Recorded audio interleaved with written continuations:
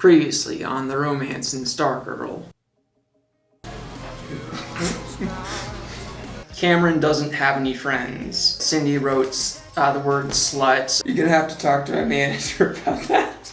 A dumb word for a wonderful writing tradition. She got upset that her parents didn't tell her about the time JSA killed someone. Hopefully we can do something soon. Sure. And then that was the last we saw of Cameron for that entire season. Welcome to Couple Reviews, where we're just ignoring the fact that I have more stubble than usual. I don't know if you can tell, but this is Stargirl time, and Stargirl time's no time to question my facial hair. The Romance in Stargirl Part 1 did just well enough for me to decide to do another one. So last time we checked, Cindy was about to take the blame for the murder of the gambler. Despite the amount of time I spent talking about him, Cameron has not shown up yet. Here we go. I'm not sure if I left it in. It said 12 hours ago, so that's why he's alive. Well, I know you're not about to murder him because he doesn't die until 12 hours later. Probably trying to turn over a new leaf, so that's why I couldn't go through with it. I mean, not in terms of their grudge, but in terms of him wanting to not be a criminal anymore, hopefully. The way I'm approaching this mystery, I saw a big, huge hole in the trailer after he died, so I'm thinking it couldn't have been Sportsmaster, I think, because he couldn't have done that. Tigress has super strength, but I don't think she would have done it like that. The Shade is more plausible, but I think if it's the Shade, he has to be under the influence of something. But he didn't die until later, so he didn't kill him right then. Cindy Berman did it. She was standing over his body. But Cindy told us. I didn't do it. I came here. Yeah, how did this little thing do that? I think she has some level of super strength, but not to the point where she would just smash and then all that would be gone. Cindy said she saw the gun and picked it up and... It accidentally went off. I'm not sure a gun would do that. The gambler wasn't shot. Whoever twisted that trailer into a pretzel had to be as strong as Solomon Grundy. That's what I'm saying. Cindy's strong. Not that strong. She's That's a what I'm walking saying, science yeah. experiment. Who knows what else she's done to change herself, Cor? The gambler's laptop was missing, and he always has it with him. He was murdered, making the former villains all suspects. We kind of already know from the last scene of season 2 that there's a different villain who's got nothing to do with them. That would be kind of a cop-out, though, if they just had this person who's never interacted with him before be the killer. I don't think she killed the gambler, but it could be that she was lying about the gun just going off accidentally. It could be that she saw whoever did it and shot at him, and for some reason she didn't want to tell them who it was yet.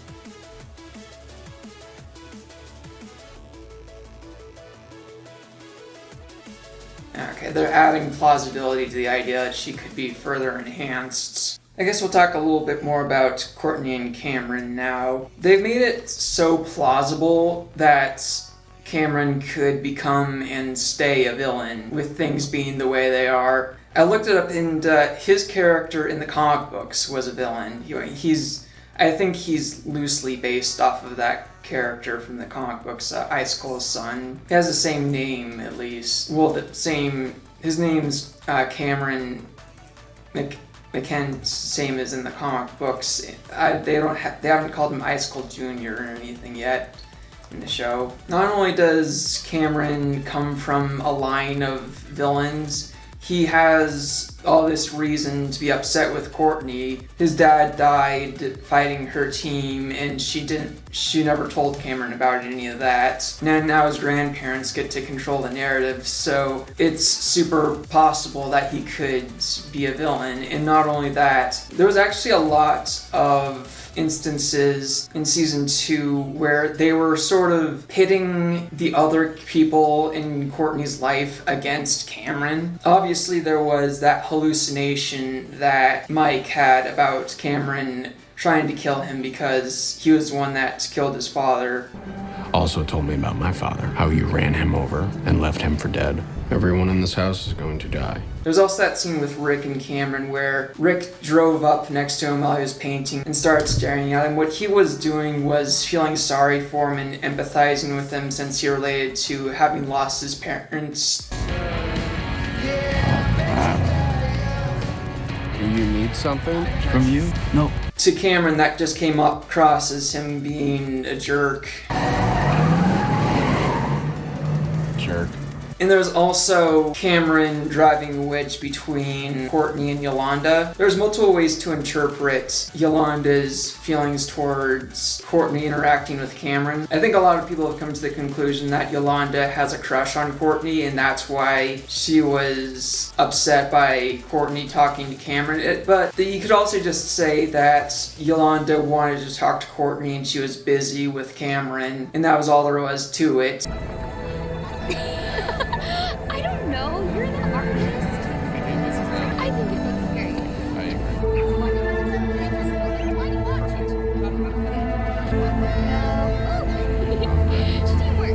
You could also just say that Yolanda was hurt that Courtney approached Cameron even though she told her not to, because Yolanda thought that it would be dangerous for Cameron to be around Courtney because Henry found out about his dad being a supervillain and he ended up dying not too long after that. What do I say to him? You say nothing, or if you get too close to Cameron and he figures out that what happened wasn't an accident, I mean, think about what that would do to him. Henry might still be alive if he didn't find out about his father. I'll catch up, Courtney. If anything big happens, text me. Whoa, it's really coming along. In that whole Henry example, that's probably why Courtney hasn't told Cameron the truth yet. It doesn't mean she's right to, but at least she has somewhat of a reason to be nervous about it. I mean, she was upset about secrets being kept with her, reason or not. I think she's in the wrong to not tell Cameron the truth. And I want Courtney to have her comeuppance for keeping the secret from Cameron to a certain point. I mean, I want Courtney and Cameron to get together in the end, but before that, I need at least an apology. We didn't do it. That's what they all say. Leaving the body there. We would never be that sloppy. That's true, isn't it? They asked me to bake a German chocolate cake. Well, it means more if you make it yourself. Why? Because when you put your personal time into something, it makes it more special. It's like she's talking to a robot. Baking makes people think you care. Do you know how to bake? No, not at all. She probably does know how to bake, she just doesn't want to teach her. You had a meeting last night without me? Oh yeah, they found you right next to the body. Is this another meeting? About the gambler who died from a stab wound, like a shiv. Or a knife? Or an arrow? The gambler's laptop is missing. Whoever has it, that's who killed him. Why is the Shay drinking tea still the funniest thing that happens? My dear Maria, Earl Grey himself could not have brewed a finer cup. This is, after only, 44 attempts? The utter... Sylvester, hey, let's... This is it never ends. Oh, hey, guys, enjoy the coffee. Excuse me. Sorry. Hey. Maria, can I, get a refill? What was that in there? That was hilarious. That's what that was. Did Cameron get transferred to a different school? Where is he? They met in this school and he's nowhere. Okay, there's art. There he is. There he is. I knew he had to be in the art class. Oh, he looks troubled. He looks like he is contemplating everything. What you gonna draw? Are you gonna draw Courtney's dead body? Are you gonna just draw yourself destroying the whole town? What's in that artist's mind of yours?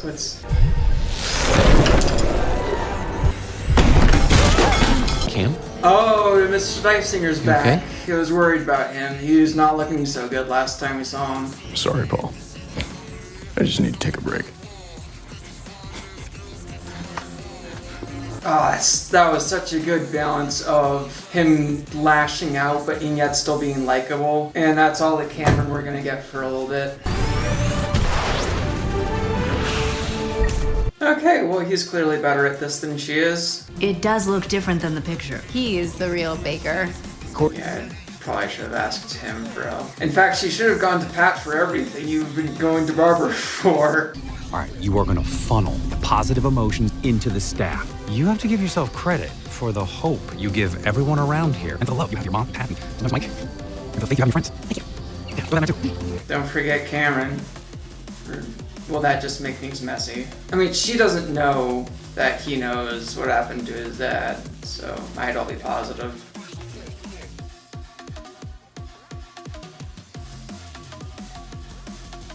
Not a single Cameron moment in that. They died heroes fighting you. Nobody wants you back.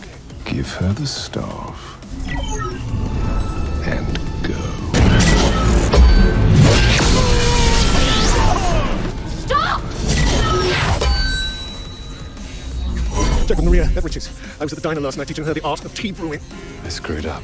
You know, maybe Courtney should have the staff. Shade was the one that told me that the key to stopping Calypso was kill Bruce Gordon. Honestly, more people probably would have died if you hadn't done that. I killed the Justice Society. Why did I get to come back? That is a lot to cope with. I'm leaving Blue Valley.